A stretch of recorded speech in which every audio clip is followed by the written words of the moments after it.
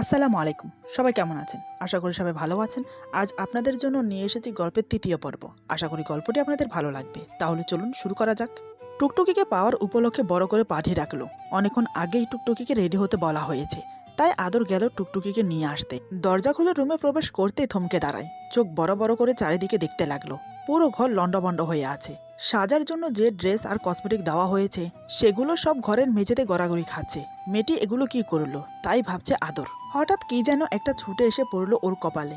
সে উফ করে মেঝেতে বসে পড়ে। টুকটুকি খেয়াল করেনি আদর কখন এসে দরজায় দাঁড়িয়েছে। আদরের মুখের শব্দটা শুনে তখন পিছন ফিরে তাকায়। দেখে আদর কপালে হাত দিয়ে মেঝেতে বসে আছে। টুকটুকি নিজের ভুলটা বুঝতে পারলো। একই তো বেচারি মুখে কথা বলতে পারে না, তাই হাঁ করে তাকিয়ে থাকে। মাথায় আঘাত পেয়ে আদর হিতাহিত জ্ঞানশূন্য হয়ে যায়। প্রচুর রাগ হতে থাকে ওর। ততক্ষণে কপাল গড়িয়ে গাল বেয়ে রক্তের ফোঁটা পড়তে থাকে মেঝেতে। চট করে তাকালো টুকটুকির দিকে। ইচ্ছে করছিল কষে দুটো থাপ্পড় মারে, কিন্তু টুকটুকির মুখ পানে চেয়ে কিছুই করতে পারল না। কারণ কান্না করতে করতে চোখ মুখ ফুলে গেছে। মাথার কোঁকড়ানো চুলগুলো মুখের সামনে লেপ্টে আছে। অদ্ভুত একটা মায়া সৃষ্টি হয়েছে ওর মুখে। তা দেখে আদর নিজেকে সামলে নেয়, ধীর পায়ে ওর দিকে এগোয়। টুকটুকি ভয়ে পিছুপা হতে থাকে। আদর বলে, তুমি ভয় পেও না, আমি তোমাকে কিচ্ছু করব না, প্লিজ তুমি শান্ত হও। টুকটুকি কিছুটা শান্ত হয়। আদর ওর কাছে গিয়ে ওর হাত ধরার চেষ্টা করে, কিন্তু টুকটুকি ধরতে দেয়নি। সে ইশারায় বলে, আমি বুঝতে পারিনি। এই বলে হাত জোর করে মাফ চায়। আদর কষ্টের মাঝেও হেসে বলে, আরে মাফ চাইতে হবে না, আমি কিছু মনে করিনি। টুকটুকি ইশারায় বলে, কিন্তু রক্ত ঝরছে যে। আদর হাত নামিয়ে দেখে পুরো হাত রক্তে ভেসে গেছে। ব্যথাও করছে প্রচুর পরিমাণ। তারপরও নিজেকে স্বাভাবিক করে টুকটুকিকে শান্ত রাখার জন্য বলে, ও কিছু না, আমি ফাস্টিং করিয়ে নেব, তুমি চিন্তা করো না। টুকটুকি নিজেকে খুব অপরাধী মনে হচ্ছে, তাই সে ইশারা করে বলে, আমি করে দিচ্ছি। তারপর সে পুরো ঘরে ফাস্টিং বক্স খুঁজতে লাগলো। আদর বুঝতে পেরে ফাস্টিং বক্স বের করে দেয়। সে যেন টুকটুকির চোখে নিজের প্রেম দেখতে পায়। তারপর টুকটুকি নিজের হাতে আদরের কপালটা ব্যান্ডেজ করে দেয়। তারপর হাত জোর করে ইশারা করে বলে, আমাকে বাসায় নিয়ে চলো, মাকে দেখব। কথাটা আদর বুঝতে পারে, নিশ্চয়ই ওর মায়ের জন্য মন খারাপ করছে। আদর উভয়দায় নিয়ে যাবে। তা শুনে টুকটুকির চোখ মুখ উজ্জ্বল হয়ে ওঠে। আমি আবার ফোন করলাম রেহানা ফুফুর কাছে। আমার ফোন পেয়ে তিনি আবার কান্নায় ভেঙে পড়েন। তিনি কাঁদতে কাঁদতে বলেন, বাবা তুই কবে আসবি? দ্রুত এসে বিয়ে করে আমার মেয়েকে আমার কাছে এনে দে। এই বলে আবার কান্নায় ভেঙে পড়ল রেহানা। আমি তাকে বললাম, চিন্তা করো না ফুপি, আমি খুব দ্রুত আসবো, আর ওরা নিশ্চয় খেয়াল রাখবে টুকটুকির। তুমি রোজ ওকে দেখে এসো। রেহানা বলে, আচ্ছা বাবা। আমি বললাম, আমি এখন রাখি তাহলে, অপারেশন আছে এরপর একটা, ভালো থেকো। রেহানা বলে, তুইও খেয়াল রাখিস নিজের, আর টুকটুকিকে নিয়ে একদম চিন্তা করবি না। আমি কল কেটে মোবাইল সোফায় ছুঁড়ে মারলাম। দেখতে দেখতে 1 মাস কেটে গেল। রেহানার খারাপ লাগাটাও এবার কমে এসেছে। টুকটুকি প্রত্যেক দিনই আসে এই বাড়িতে। কখনো রাতে দেখতে মন চাইলেও আদর নিজে নিয়ে আসে ওকে। আদর ছেলেটা বেশ ভালো, তাও বুঝতে পেরেছে রেহানা। এদিকে রাত 12টা বাজে 38 মিনিট। ছাদের বড় দোলনাটায় বসে আছে আকিকা। দৃষ্টি দূরের আদো আদো দেখা যাওয়া নদীতে। ভাবছে, মানুষের জীবনটা কেমন অস্থিরশীল। কোথায় এর শুরু আর কোথায় এর শেষ তা ঠাউর করা মুশকিল। আর ভালোবাসার এত ছড়াছড়ি চারিদিকে, যে কোনটা আসল আর কোনটা নকল বোঝা মঙ্গল অভিযানের থেকে কোনো অংশে কম না। তন্ময় আকিকার ঘরে তাকে না পেয়ে ছাদে এলো। চুপচাপ গিয়ে বসলো আকিকার পাশে। আকিকা নড়ল চড়ল না। অন্য সময় হলে এতক্ষণে তন্ময়ের এক কান নষ্ট করে ছাড়তো। তন্ময় হঠাৎ বলে, এই নদীটা খুবই সুন্দর তাই না? আকিকা বলে, দেখলে চোখের রেশ কাটে। নদীর ঠান্ডা বাতাসে শরীর শিহরিত হয়, ভালো লাগে খুব। তন্ময় বলে, কই আমার তো কাটে না। তন্ময়ের কথায় চমকে তাকায় আকিকা। দেখে ছেলেটা এক দৃষ্টিতে তাকিয়ে আছে তার দিকে। আজ তন্ময়ের কথায় একটা গাঢ় ক্লান্তির ছাপ আছে, চোখে মুখে অভিমান। আকিকার খুব ইচ্ছে করছিল একবার ছুঁয়ে দিতে তন্ময়কে, কিন্তু কোথায় যেন একটা বাধা পাচ্ছে। দোলনা থেকে উঠে গিয়ে দাঁড়ালো ছাদের কর্নারের দিকে। ছাদের সাইডে রেলিং নেই বলে রাতের অন্ধকারে আরো ভয়ঙ্কর হয়ে উঠেছে জায়গাটা। উত্তর দিকে ছাদের উপর জাপটে পড়া জারুল গাছটার পাতার ফাঁকে লুকিয়ে থাকা ফুলগুলো থেকে আসা মিষ্টি ঘ্রাণের নেশাতুর হয়ে আছে পরিবেশ। তন্ময় পাশাপাশি এসে দাঁড়িয়েছে আকিকার। আকিকা আর চোখে বার দুয়েক দেখলো তন্ময়কে। সাদা আর কমলা মিশ্রিত একটা সুতির পাঞ্জাবি পরে আছে তন্ময়। আকিকা এই প্রথম তাকে পাঞ্জাবি পরা দেখেছে। তারপর চোখ সরিয়ে নিল আবার। তন্ময় খ্যাক করে গলা পরিষ্কার করে বলে, খুব বেশি বিরক্ত করি আমি, দেখলেই দূরে সরে থাকতে হয় তাই না? আকিকা বলে, শুধু বিরক্ত না, অনেক অনেক বেশি বিরক্ত করো। তন্ময় বলে, না থাকলে খুশি হবে? এই কথা শুনে আকিকার বুকের ভেতরটা ছ্যাদ করে ওঠে। কি বলছে এসব তন্ময়? না থাকলে মানে? ভেতরের চিন্তা ভাবনা সব দূরে সরিয়ে বাজখাই গলায় ভুরু কুচকে বলে, কোথায় যাচ্ছ? তন্ময় বলে, ফিরে যাচ্ছি, আম্মুর শরীরটাও বেশি ভালো নেই। আকিকা বলে, বাহ বাঁচা গেল। আকিকা সহজ কণ্ঠে বলে। তন্ময় ভুরু কুচকে তাকালো একবার। হঠাৎ আকিকাকে টান দিয়ে সামনে এনে বলে, তুমি কি একটা মেয়ে? আমার ভালোবাসা চোখে পড়ে না তোমার? কেন এত কেয়ারলেস তুমি আমার বিষয়ে? আমার ভেতরে কষ্টটা কি দেখতে পাও না তুমি? আকিকা জোরে ছাড়ানোর চেষ্টা করছে নিজেকে, কিন্তু তন্ময়ের শক্তির কাছে নিতান্তই ছোট সে। আশ্চর্য হওয়ার ভান করে আকিকা বলে, তন্ময়, খারাপ হচ্ছে এটা, ছাড়ো আমাকে। How dare you touch me? You are my guard, not boyfriend, leave me. আকিকার কথা শুনে তন্ময়ের চোখ দুটো এবার লাল হয়ে এলো। রাগে ক্ষোভে ঠোঁট টিপে টিপে বলে, চলেই যাচ্ছি, সারা জীবনের মতো মুক্তি দিয়ে যাচ্ছি তোমায়। পরশু আমার ফ্লাইট, এরপর আর কোনোদিন আমার চেহারা তোমাকে দেখতে হবে না, কথা দিচ্ছি। But I love you forever. সারা জীবন অপেক্ষা করে যাব, বাট তুমি খুঁজে পাবে না আমাকে। আকিকা যেন ঘোরের মাঝে লুকিয়ে গেল। বেশি আসছে মন, অস্থিরতা ছড়িয়ে পড়ল সর্বাঙ্গে। ঘন শ্বাসকে ঠান্ডা করতে চোখ বুঝে লম্বা শ্বাস নিয়ে সর্বোচ্চ শক্তি দিয়ে ধাক্কা দিল তন্ময়কে। তন্ময় শক্ত হয়ে একই স্থানে দাঁড়িয়ে রইল, কিন্তু আকিকাকে ছেড়ে দিল। আকিকা বলে, কেন এমন করছো আমার সাথে? তন্ময় আবার আকিকাকে নিজের বুকের সাথে জড়িয়ে ধরে বলে, কারণ আমি তোমাকে ভালোবাসি। এই বলে আবার জোর করে আকিকার ঠোঁটে ঠোঁট ডুবায়। আকিকা নিজেকে ছাড়ানোর জন্য আবার হাত পা ছড়ায়, কিন্তু পেরে ওঠে না। তন্ময় নিজেকে হারিয়ে ফেলেছে আকিকার মাঝে। সে পরম তৃপ্তিতে নিজের তৃষ্ণা নিবারণ করতে থাকে। আকিকা অনেক চেষ্টা করার পর নিজেকে এলিয়ে দেয় তন্ময়ের বুকে। তন্ময় তাকে দুই হাতে আঁকড়ে ধরে, তার যেন নেশাই কাটছে না। সে দু চোখ বন্ধ করে আকিকার ঠোঁট চুষেই যাচ্ছে। এরই মাঝে কখন যে আকিকা তন্ময়কে জড়িয়ে ধরেছে সে নিজেও জানে না। দুজনে এক অজানা সুখে হারিয়ে গেল। হঠাৎ নিচ থেকে আদরের চিৎকারে আকিকা আর তন্ময় চমকে ওঠে। দুজনে একে অপরের দিকে তাকিয়ে কি হয়েছে বিষয়টা ঠাউর করার চেষ্টা করে। তারপর দৌড়ে নিচে চলে আসে। এসে দেখে টুকটুকি অজ্ঞান হয়ে পড়ে আছে। আদর তার পাশে বসে হাতের তালুতে তেল মালিশ করছে, মুখে পানি ঝাপটা দিচ্ছে। কিছুক্ষণ পর টুকটুকির জ্ঞান ফিরে। এদিকে আমি বিছানায় পাতা কালোর মাঝে লাল ছোপ ছোপ চাদরের দিকে নিষ্পলকভাবে তাকিয়ে আছি। মন আমার ভেতর আবদ্ধ নেই, ডুবে আছে টুকটুকিতে। বাড়ি ফিরেছি 1 মাস হলো। আমি তার কথা রেখেছি। বাড়ি ফেরার আগেই টুকটুকির পছন্দ মতো কুচকোচে কালোর মাঝে সোনালি পাথরের কাজের ভারী লেহেঙ্গা কিনে এনেছি।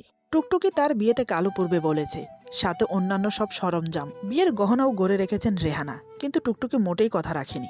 দৌড়ে এসে জাপটে জড়িয়ে ধরেনি আমাকে, আমার বুকে মাথাও রাখেনি, বরং স্বার্থপরের মতো সব কথা চুকিয়ে দিয়ে সব আশা মিটিয়ে দিয়ে চলে গেছে। আমি বাড়ি ফেরার পর রেহানা ফুপির কাছেই জানতে পারি টুকটুকিকে নিয়ে ঢাকা চলে গেছে আদর।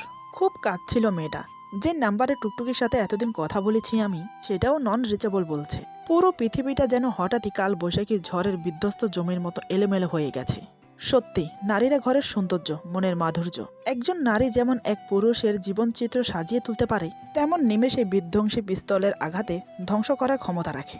নারী মানে মোহনীয়, নারী মানে কোমলতা, নারী মানে সূর্যমুখীর মতো বিস্ফোরিত সত্তা, নারী মানেই ভালোবাসা, নারী মানেই ধ্বংসাত্মক। টুকটুকি তবে মরিচিকা ছিল আমার জীবনে, যাকে আমি পেয়েও ধরা দেয়নি। কষ্ট হচ্ছে আমার। হৃৎপিণ্ডটা বিনা দ্বিধায় কুরে কুরে ভেতরটা ক্ষত করছে। টুকটুকিকে ছাড়া যে আমি অভ্যস্ত নই। আমার ভালোবাসা তো কোনো মোহ নয়। আমার ভালোবাসা তার অনন্তলীল মাধুর্য নিয়ে চলতে থাকে আপন গতিতে। আমি উঠে বারান্দায় গিয়ে সিগারেট জ্বালালাম। এই 1 মাসে আমি বিভিন্নভাবে খুঁজেছি টুকটুকিকে। এদিকে ফজর কিছু কাজের জন্য আমেরিকা গিয়েছেন। আর ওনাকে আমি যতটুকু চিনি, লোকটা পুরোই পাগল প্রকৃতির। সে কখনোই চাইবে না যে আমি জানি টুকটুকি কোথায়। তবে টুকটুকিকে নিয়ে তার নতুন ফ্যামিলি হঠাৎ উদয় হয়ে যাওয়ার কারণটা মোটেই ঠাউর করতে পারছি না আমি। টুকটুকির জন্মের যথাযথ প্রমাণ তারা দিয়েছে, অর্থাৎ তার আপন লোক তারা। খারাপ কিছু তো করবে না টুকটুকির সাথে, তবে এরকম গা ঢাকা দেওয়ার মানে কি? আমি পরের দিন ভোরে ঢাকা চলে এলাম। এসেই গুলশানের রিজভির ফ্ল্যাটে উঠলাম। রিজভি আমার স্কুলের বন্ধু। কাকতালীয়ভাবে স্কুল থেকে আমাদের বন্ধুত্ব একসঙ্গ যাত্রা শুরু হয়। তারপর কলেজ, মেডিকেল সব একসাথেই পড়া হয়। রিজভির মা নেই, বাবা আর 2 বোন নিয়ে ছোট্ট ফ্যামিলি। আমি ঢাকা আসলে রিজভির কাছে থাকতে হবে, তা রিজভি নিজেই নিয়ম করে দিয়েছে। ঢাকা পৌঁছতে পৌঁছতে প্রায় দুপুর 3:30 বেজে গেল। দুপুরে খাওয়া দাওয়া করে একটু বিশ্রাম নেওয়ার পর রিজভি আমার ঘরে এলো। আমি তখন বের হবার প্রস্তুতি নিয়ে ফেলেছি। রিজভি অবাক কণ্ঠে বলে, এখনই কোথায় বের হচ্ছিস? একটু বিশ্রাম তো নিবি, কত পথ জার্নিং করেছিস। আমি বললাম, না রে, ছাড় সেসব। টুকটুকিকে ছাড়া 1 সেকেন্ড স্থির থাকতে পারছি না। বিশ্রাম কেমন করে নেব বল? শরীরের শান্তি দিয়ে কি হবে, ভেতরটা যে পুড়ে যাচ্ছে। রিজভি বলে, বুঝেছি আমি, কিন্তু এমন কেমনে করতে পারে ওই মানুষগুলো? একবার ইনফর্ম তো করার উচিত ছিল। আমি বললাম, জানি না, তবে মনে হয় ইচ্ছে করেই করছে, আমাদের থেকে সরানোর জন্য। কত দূর আর নিয়ে যাবে? আমার টুকটুকিকে তো আমি খুঁজে বের করবই, পাতালে নিয়ে লুকালেও। রিজভি বলে, কিন্তু এত বড় শহরে খুঁজবি কই দোস্ত? ঠিকানা জানার পরেও মানুষ খোঁজা ভয়ঙ্কর কাজ, আর এখানে তো পুরো ঢাকা শহর। আমি বললাম, আদর নামের যে ছেলেটা টুকটুকির ভাই, তার ঢাকা বনানী আর মিরপুরে নিজস্ব বাড়ি আছে। ওর বাড়ির কেয়ারটেকারের কাছ থেকে জানলাম। রিজভি বলে, 2 এলাকায় খুঁজতে হবে, তাই তো? আমি বললাম, অত্যাধিক বড়লোক মানুষ, বনানীর বাড়িটা বিশাল, সেখানে আগে খুঁজে নেই। রিজভি বলে, আচ্ছা চল, আমিও যাব। আমি বললাম, যাবি বলছিস, চল তবে। সত্যি প্রত্যেকটা বিপদে তুই পাশে থাকিস ভাই, তোর কাছে দিন দিন আমার ঋণ বাড়ছে। রিজভি আমার পিঠে চাপড় মেরে বলে, তোর জন্য এত ভালো লাইফ পেয়েছি আমি, সেখানে এসব কিছুই না, আর অত সব ফালতু কথা তুলবি না মুখে। আমি হাসলাম, প্রশান্তের হাসি। রিজভি আর আমি মিলে 2 দিন বনানীর সবটা খুঁজলাম, কিন্তু পাইনি টুকটুকিকে। এর পরদিন মিরপুর যাব বলে স্থির করে নিয়েছি। ওখানে তাকে পেতেই হবে, শুধু ভয় এক জায়গায়, আদর এই দেশে সেটেল না। যদি টুকটুকিকে নিয়ে আমেরিকা চলে গিয়ে থাকে তখন কি হবে? এদিকে এতবার কল করার পরেও তন্ময়ের ফোন বন্ধ পাচ্ছে আকিকা। Facebook ID delete, imo, WhatsApp, Instagram সকল জায়গা থেকে তন্ময় উধাও, ইমেল অ্যাকাউন্ট অকার্যকর। আকিকার নিজেকে পাগল পাগল লাগছে। একটা মানুষ মাত্র কয়েকদিনে কিভাবে হুট করে নিজেকে সোশ্যাল সাইট থেকে সম্পূর্ণ বিচ্ছিন্ন করে ফেলে, মাথায় ঢুকছে না আকিকার। কিন্তু তন্ময়কে সে হারিয়ে ফেলেছে এতটুকু ধারণা ঠিক হচ্ছে, খুব কষ্টও হচ্ছে। আকিকার মতে তন্ময়কে সে পছন্দ করে কিন্তু ভালোবাসে না, আর যে মানুষটাকে সে ভালোবাসে না তাকে ভালোবাসতে পারবে না সে। তাকে নিজের লাইফের সাথে এভাবে জড়ানো বোকামি বই কিছু না, কিন্তু মেনে নিতে খুব কষ্ট হচ্ছে। যে মানুষটা কয়দিন আগে অবধি ছিল ওর পাশে, আজ এভাবে হারিয়ে যাওয়াটা কি জরুরি ছিল? স্বামী স্ত্রী প্রেমিক প্রেমিকা ছাড়া কি পৃথিবীতে বাকি সম্পর্কগুলোর কোনো দাম নেই? এই তো, আদর ওকে ভালোবাসে না, তাই বলে কি ওকে ছেড়ে গেছে আদর? না তো, বরং বন্ধুর মতো পাশে থাকবে সারা জীবন। টুকটুকির অবস্থা বেশ নাজেহাল। আকিকাকে তার কাছে শাকচুন্নি আর আদরকে তার কাছে পিশাচের মতো মনে হচ্ছে। ওকে যেতেই দিচ্ছে না নুহাসের কাছে, রেহানার কাছে। আচ্ছা, ও কথা বলতে পারে না, অন্যদের মতো অনুভূতি প্রকাশ করতে পারে না, তাই বলে কি ওর কষ্ট নেই নাকি? ব্যথা হয় না? ওর আপনজন নেই? তাদের আদরের গহীনে থাকতে ইচ্ছে করে না? টুপ করে ধরে নিয়ে এসেছে নতুন একটা জায়গায়। ও বুঝতেই পারেনি। নুহাসের নাম্বারে অনেক ট্রাই করার পরও লাগছে না। কি করবে ও এখানে? আচ্ছা, ও আদরকে শিউলি ফুল যখন দিয়েছিল তখন আদর অনেক খুশি হয়ে ওকে বাড়ি পৌঁছে দিয়েছিল। আজও নিশ্চয়ই দেবে। বাহ, কি সুন্দর আইডিয়া! এত বুদ্ধি ওর, আগে তো জানতোই না, মনে মনে ভাবছে টুকটুকি। বাড়ির সামনে ছোটখাটো একটা বাগানের মতো আছে, উঠে সেখানে গেল। সেখান থেকে শিউলি ফুল মুঠো ভর্তি করে টুকটুকি চলল আদরের ঘরে। টুকটুকিকে আসতে দেখে আদর খুব খুশি হলো। এখানে নিয়ে আসা পর্যন্ত টুকটুকি তেমন কথা বলেনি আদরের সাথে। আদর বলতে গেলেও এড়িয়ে চলে যায়। আজ তাকে হঠাৎ নিজের রুমে দেখতে পেয়ে মনে মনে খুব খুশি হলো। টুকটুকি আদরের সামনে গিয়ে মুঠো ভর্তি শিউলি ফুল আদরকে দিল। যদিও আদর শিউলি ফুল পছন্দ করে না, সে ভাবটা গোপন করে হাসি মুখে 2 হাত বাড়িয়ে ফুলগুলো নিল। তারপর হাসি মুখে বলে, এগুলো আমার জন্য এনেছো? ধন্যবাদ। দাঁড়িয়ে কেন, বসো। টুকি মাথা নেড়ে বলে, হ্যাঁ, আপনার জন্য। তারপর ইশারাতে বলে, আমি বাড়ি যাব, এখানে থাকবো না, আমি আমার নুহাসের কাছে যাব। এ কথা শুনে আদরের মুখটা কালো হয়ে গেল। সে বেশ বুঝতে পারছে নুহাসের প্রতি টুকটুকির মনের টান। এদিকে আমি সিগারেটের ধোঁয়া উড়িয়ে দিয়ে ফাঁকা রাস্তা দিয়ে হেঁটে যাচ্ছি। ইদানিং সিগারেটের অভ্যাসটা বেড়েছে আমার। নিঃসন্দেহে এর কারণটা টুকটুকি। ওই পিচি মেয়েটাকে আমি পাগলের মতো এতটাই ভালোবাসি যে আকাশ পাতাল এক করে দিতে পারি ওর জন্য, তাও আমার চাই টুকটুকিকে। 1:35 বাজে হাত ঘড়িতে। ডানে বামে তাকিয়ে দেখলাম রাস্তাটা ভুতুড়ো হয়ে আছে। আলোবিহীন রাস্তায় খানিক দূরে দূরে ল্যাম্পপোস্টের আলোয় একটা দুটো কুকুর শুয়ে আছে। খিদে পেয়েছে খুব আমার, সেই সকালে খেয়ে বেরিয়েছিলাম। এরপর পেটে আর কিছু পড়েনি। মিরপুর 1, 2, 3 খুঁজেছি কিন্তু পাইনি। বাসায় যেতে আরো ঘন্টাখানেক লেগে যাবে। তাছাড়া ওদিককার রাস্তায় জ্যামও পড়বে অনেক। একটা ছোটখাটো রেস্তোরাঁতে ঢুকে পড়লাম আমি। চারিদিকে কাঠের পুরাতন বেঞ্চি পাতা। 2-1 জন লোক কয়েকটা টেবিলে বসে আড্ডা দিচ্ছে। আমার হাতে এখন টাকাও বেশি নেই। যা ছিল সব বাস ভাড়া, রিক্সা ভাড়া আর পুলিশের পকেটে গেছে। এটিএম বুথটাও নেই আশেপাশে। একটা বাচ্চা ছেলে সবার খাবার দাবার দেওয়ার কাজ করছে। আমি ওকে ডাকতেই দৌড়ে এলো। এই পিচ্ছি, এদিকে আয়। ছেলেটা বলে, স্যার কন, কি খাইবেন, কি দিমু? আমার টুকটুকির খিচুড়ি পছন্দ। আমার সাথে থাকলে হয়তো তাই খেতে বায়না ধরতো। আমি একটু গম্ভীর কণ্ঠে বললাম, ভুনা খিচুড়ি আছে? ছেলেটা বলে, হ আছে। এটা খাইবেন, সাথে কি দিমু?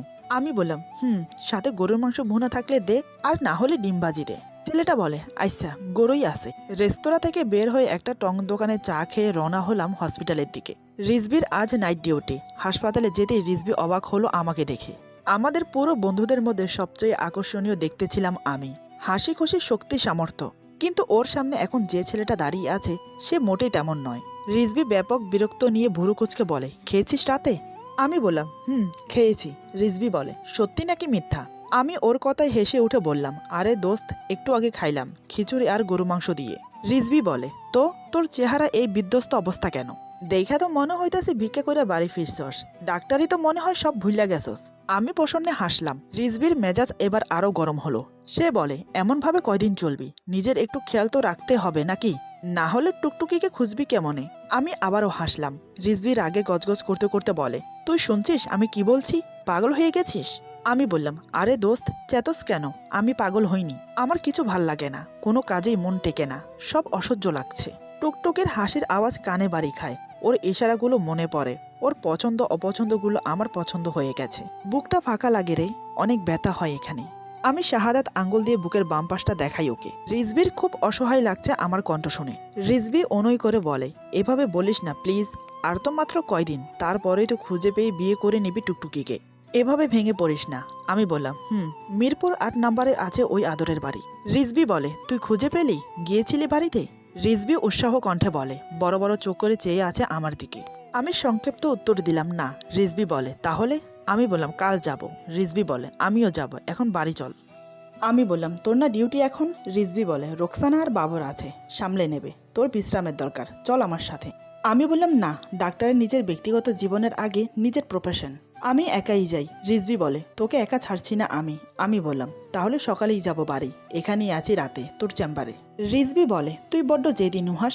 আমি বললাম, সে আমি ছোট থেকেই। তারপর রিজভির চেম্বারে ঢুকে ফ্রেশ হয়ে বড় সোফাটায় টান টান হয়ে শুয়ে পড়লাম আমি। ঘুমিয়েও গেলাম খানিক বাদে। এদিকে টুকটুকের ঠোঁটের হাসি দেখে সমুদ্রের ঢেউয়ের মতো খুশির জোয়ার খেলে গেল আদরের মনের কিনারায়। একটা মেয়ে এতটা বাচ্চা কি করে হতে পারে? এতটা প্রশান্তি ওই হাসিতে। আসলে নারী শব্দটার সাথে পবিত্রতা শব্দটাই শুধু খাপ খায়। আদরের চোখ মুখ কুঁচকে এসেছিল যখন টুকটুকি ওকে শিউলি ফুল দিয়ে আমার কাছে যাওয়ার বায়না ধরেছিল। এখানে আসার পর থেকে টুকটুকির মুখে আনন্দের ছিটে ফোটাও দেখেনি আদর। ভেবে নিয়েছিল এই ছোট হৃদয়টাতে হয়তো অনেকটা আঘাত করেছে আদর, তাই হয়তো অভিমান করে আছে, আস্তে আস্তে সব ঠিক হয়ে যাবে। কিন্তু টুকটুকির মুখে বারবার আমার কথা শুনে ওর চিন্তাটা আরও গম্ভীর হতে লাগলো। এদিকে আকিকা টুকটুকিকে কি একটা রান্না শেখাচ্ছিল। আ ধ্বনি তুলে টুকটুকি তা গভীর মনোযোগে শিখছে। একটু ভুল হলে আকিকা বকছে আর দুষ্টুমি করে হাসছে টুকটুকি। আদর ওই দিকটাতে এগিয়ে যেতেই নজরে পড়ল ওর। নাকের পাটা ফুলিয়ে মুখটা লাল করে নিজের রুমে চলে গেল টুকটুকি। আকিকা হতভ্রম হয়ে চেয়ে রইল। গালে হাত দিয়ে বসে আছে রেহানা। নিজেকে পৃথিবীর সবচেয়ে বড় বোকা মনে হচ্ছে তার। মনোরমা তার লাঠি ঠেকিয়ে নেমে এলো উঠানের দিকে। আমাকে দেখে আশেপাশে তাকালো। চশমা খুলে মুখের গরম হাওয়া দিয়ে কাপড়ে ঘষে আবার চোখে দিয়ে বলেন, টুকটুকি আমার নাতনি, সোনামণিটা কই? কই লুকাইয়া আসোস রে সিমরি? বুড়ি বয়সে কি এত খুঁজতে পারি? বাইর হইয়া আয়। মনোরমার কথা শুনে রেহানার কান্নার বেগ আরো বাড়ল। মনোরমার কপাল কুচকালো, নাকের পাটা ফুলিয়ে বলে, অহন অমনে কাইন্দ না তো, মাইয়াডার কষ্ট হইব। কতদিন পরে আইছে। আমি মনোরমা দাদুকে একবার দেখে বাড়ির সিঁড়িতে বসলাম। আজ সকালে রিজভি আর আমি ঢাকা থেকে বাসায় ফিরলাম। আমি কিছু বলার আগেই রিজভি বলে, টুকটুকি নেই দেশে, আমেরিকা নিয়ে গেছে ওকে 14 দিন আগেই। এই কথা শুনে মনোরমার ভেতরটা ছেদ করে উঠল। নাতিকে দেখবে বলে অনেক কাঁচা আমের আর তেঁতুলের আচার বানিয়ে রেখেছে মনোরমা। রিজভির কথা শুনেও ঠান্ডা হয়ে আছে মনোরমা। বিপদেও প্রচণ্ড ভেবে চিন্তে কাজ করতে পারে মনোরমা। কোমল গলায় মনোরমা বলে, এত তাড়াতাড়ি? আমি ভাঙা গলায় বললাম, টুকটুকির দার্জিলিং পছন্দ ছিল, হানিমুনে নিয়ে যাওয়ার জন্য আমি আগে থেকেই পাসপোর্ট বানিয়ে রেখেছিলাম। ফুপি সেটাও দিয়ে দিয়েছে, তাই তো দ্রুত নিয়ে যেতে পেরেছে। মনোরমা বলে, তুই যাবি না ওরে আনতে? আমি এক পলক দেখলাম মনোরমা দাদুর দিকে। পায়ের আঙ্গুলে আঙ্গুল ঘষিয়ে নিচু সুরে বললাম, পৃথিবীর যে প্রান্তেই নিয়ে যাক না কেন, আমার টুকটুকিকে আমি নিয়ে আসবই আমার কাছে। মনোরমা বলে, আমিও যামু, আমারে লইয়া চল। এই বলে আত্মনাদ করে উঠল মনোরমা। উপস্থিত সকলে হকচকিত হয়ে গেল। আমি বললাম, পাসপোর্ট? মনোরমা বলে, হজ কইরা আইলাম না, পাসপোর্ট আছে আমার। আমি বললাম, এত জার্নি শরীরে সইবে না। মনোরমা বলে, পারমু আমি যামুই, আমারে লইয়া চল। ভেজা কণ্ঠে মনোরমা বলে। আমি কিছু একটা ভেবে বললাম, আচ্ছা ঠিক আছে। এদিকে টুকটুকিকে নিয়ে হসপিটালে এসেছে আদর, কারণ টুকটুকি আবার অজ্ঞান হয়ে পড়ে গেছে। এই নিয়ে 7-8 বার চিন্তিত চাহনি ডাক্তারের। টুকটুকির রিপোর্টটা আদরের দিকে এগিয়ে দিয়ে শঙ্কিত কণ্ঠে বলে, কয়দিন যাবৎ হচ্ছে এমনটা? আদর বলে, আমার কাছে আছে 1.5 মাস। 7-8 বারের মতো মাথা ঘুরে পড়েছে, এবার প্রচণ্ড লেগেছেও। ডাক্তার বলে, আর কোনো সিনড্রাম? আদর বলে, নো ডাক্তার। ডাক্তার বলে, লাস্ট কবে মাথা ঘুরেছিল?